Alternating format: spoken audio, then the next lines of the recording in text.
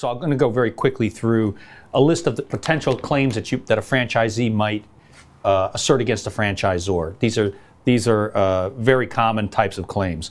One is fraud and misrepresentation in the sales process. We've talked about that a little bit. Or an unauthorized FPR. An FPR is a financial performance representation. In the FDD, it has to be provided in a very particular way.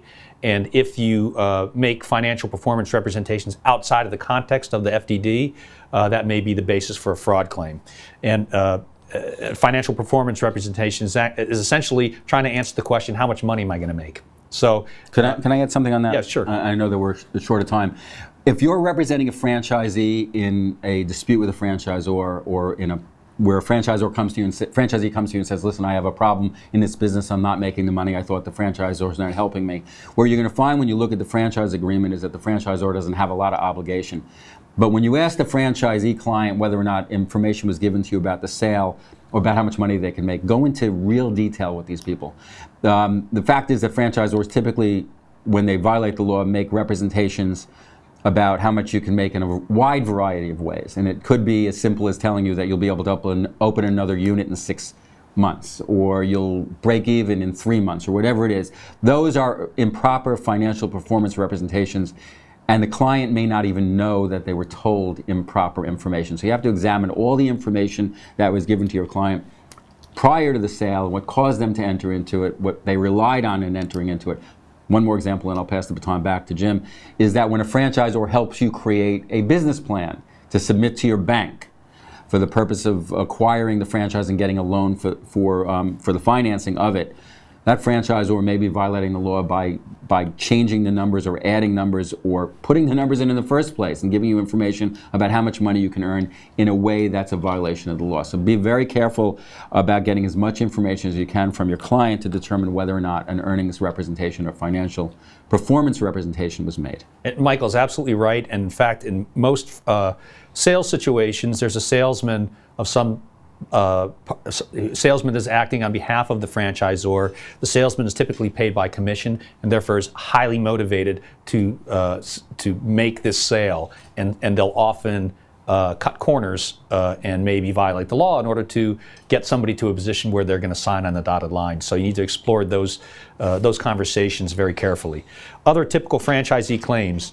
That there's non-compliance with the franchise and disclosure registration statutes. So, for example, some situations, a franchisee didn't get the FDD at all, or got the FDD within the period that they're entitled to have, depending upon the statute, 14 days or 10 business days after they get the FDD, before they have to sign or give money.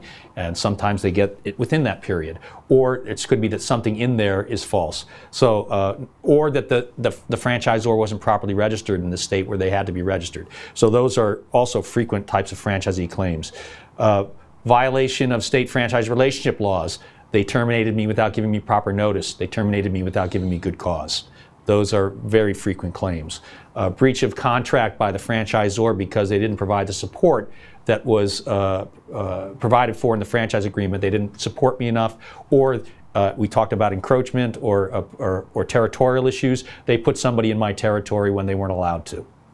Breach of the covenant of good faith and fair dealing. Frequent claim asserted by franchisees in a complaint.